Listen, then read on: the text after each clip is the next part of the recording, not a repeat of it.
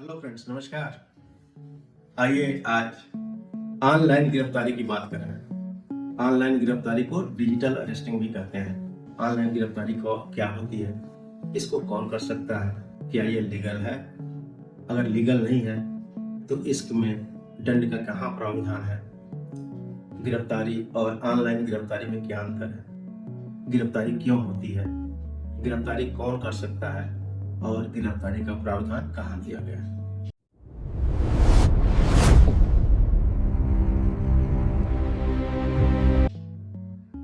तो ऑनलाइन गिरफ्तारी जानने से पहले हमें जानना होगा कि गिरफ्तारी है क्या। दोस्तों, गिरफ्तारी सामान्य भाषा में यह है कि किसी व्यक्ति के व्यक्तिगत स्वतंत्रता पर रोक लगा देना गिरफ्तारी है। लेकिन रोक लगाएगा कौन? गिरफ्तारी तभी लीगल मानी जाएगी जब विधिक व्यक्ति द्वारा किसी व्यक्ति के स्वतंत्रता को वंचित कर दिया जाए।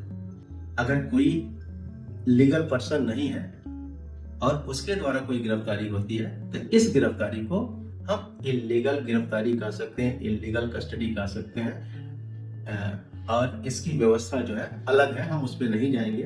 हम केवल ऑनलाइन गिरफ्तारी पे आज फोकस करेंगे। गिरफ्तारी हमने जान लिया कि गिरफ्तारी किसी विधिक व्यक्ति द्वारा उसके द्वारा किसी के व्यक्तिगत स्वतंत्रता पर रोक लगा देना गिरफ्तारी है। अब क्वेश्चन आता है, गिरफ्तारी किसकी की जाती है? दोस्तों, गिरफ्तारी किसी अपराध में संलिप्त व्यक्ति की जाती है, नामित व्यक्ति की जाती है, या जिसपे पुलिस को संदेह हो कि यह किसी अपराध में संलिप्त है, उसकी गिरफ्तारी की जा सकती है। गिरफ्तारी पुलिस जो है भारतीय न्याय संहिता की धारा 35 सब क्लास 1, सब क्लास 2 एंड 39 के तहत किसी भी व्यक्ति को संदेह के आधार पर या उसके द्वारा अगर संज्ञेय अपराध कारित किया जा रहा तब किया जा सकता है। अब एक सामान्य व्यक्ति भी गिरफ्तार कर सकता है किसी को। उसकी व्यवस्था भारतीय न्याय संहिता की धारा 40 में दी गई है। उसमें यह कहा गया है कि अगर किसी सामान्य व्यक्ति के सामने कोई संज्ञेय अपराध कारित हो रहा है तो संज्ञेय अपराध कारित करने वाले व्यक्ति की गिरफ्तारी वह सामान्य व्यक्ति भी कर सकता है, अथवा वो व्यक्ति जो भगोड़ा घोषित हो चुका हो, वह अगर सामान्य व्यक्ति के सामने दिखता है तो उसे भी वह सामान्य व्यक्ति गिरफ्तार कर सकता है। भारतीय न्याय संहिता की धारा 41 में कहा गया है कि अगर किसी मजिस्ट्रेट के सामने कोई अपराध कारित हो रहा हो तब भी वह गिरफ्तारी करने का आदेश, गिरफ्तार करने का आदेश दे सकता है। अच्छा, गिरफ्तारी क्यों की जाती है? दोस्तों, गिरफ्तारी इसलिए की जाती है कि नामित व्यक्ति स्केप ना कर जाए, वहां से भाग ना जाए। नामित व्यक्ति को जब भी न्यायालय चाहे उसको प्रस्तुत किया जा सकता है।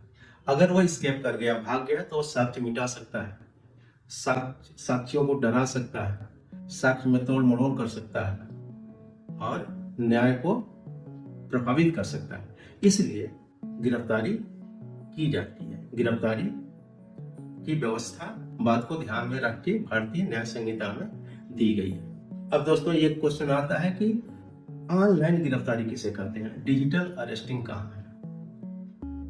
हमने देखा कि जो प्रावधान बताए गए हैं उसमें ऑनलाइन गिरफ्तारी की कोई जिक्र नहीं है, कहीं कोई व्यवस्था नहीं है।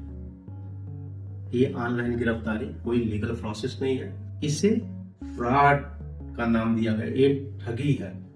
ये लोगों के, ठगों के समूह होते हैं जो ऑनलाइन स्कैम के द्वारा ठगी करते हैं। वो करते कैसे हैं? वो किसी भी व्यक्ति को व्हाट्सएप पे, वीडियो कॉल पे, मैसेज से ऑनलाइन ये बताते हैं कि उसके विरुद्ध जो है गंभीर अपराध है, करप्शन का अपराध है, किसी अपराध में संलिप्त होने का अपराध है और उसे गिरफ्तार किया जा सकता है। वे नकली ड्रेस में होते हैं, वह पुलिस के ड्रेस में हो सकते हैं, वो सीबीआई के ड्रेस में हो सकते हैं, वे गवर्नमेंट ऑफिसर के रूप में हो सकते हैं और वो व्यक्ति को, प्रभावित व्यक्ति को इतना मानसिक रूप से प्रताड़ित करते हैं कि वो जो है अपना सूझ बूझ खो बैठता है। उससे धन मांगते हैं, उससे बैंक अकाउंट मांगते हैं, उनके द्वारा कहते हैं कि जो प्रॉपर्टी है तुमने गलत तरीके से अर्जित की है, इसको दो, ट्रांसफर करो, नहीं तो तुम्हें अरेस्ट कर लिया जाएगा। वो करते क्या है, कैमरे से हटने को नहीं मना करते हैं, हटो नहीं, किसी से बात करने के लिए मना करते हैं। वह ये भी कहते हैं कि आप किसी से बात ना करो, आप बैठे रहो, और लगातार उनसे बात करते हैं और इतनी अर्जेंसी दिखाते हैं कि अभी अगर प्रॉपर्टी धन आपने ट्रांसफर नहीं किया तो अभी अरेस्ट कर लिए जाओगे। दोस्तों, ये भारत में 2024 92,000 मुकदमे डिजिटल अरेस्टिंग के दर्ज हुए। अब क्वेश्चन आता है कि यह जो स्कैम जो है, इस स्कैम में क्या प्रावधान है, किस तरह से इसको अरेस्टिंग किया जाए, अगर ये दोषी व्यक्ति पकड़ा जाए तो किस प्रावधान के तहत जो है इसको दंडित किया जाए। दोस्तों, भारतीय न्याय संहिता की धारा 310 में फ्रॉड को परिभाषित किया गया। उसमें बताया गया कि ठग क्या होते हैं, कैसे करते हैं, और 311 में इसे दंडित करने का प्रावधान किया गया। तो ये जो स्कैम होते हैं वो इसी के आधार पे पनिश होते हैं, इसी सेक्शन के तहत दंडित होते हैं।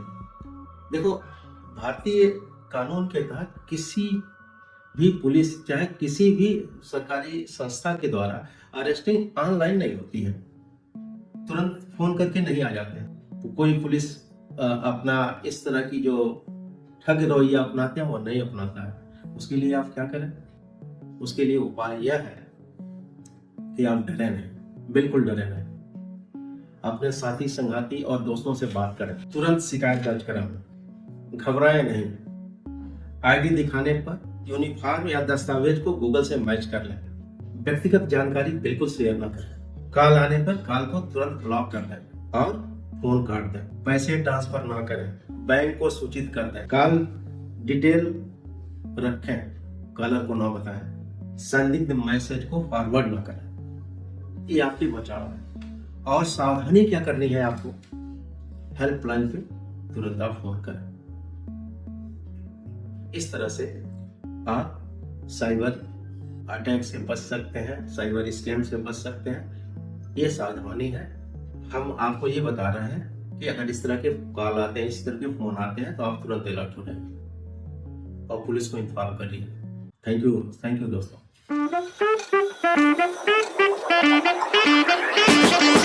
Thank you.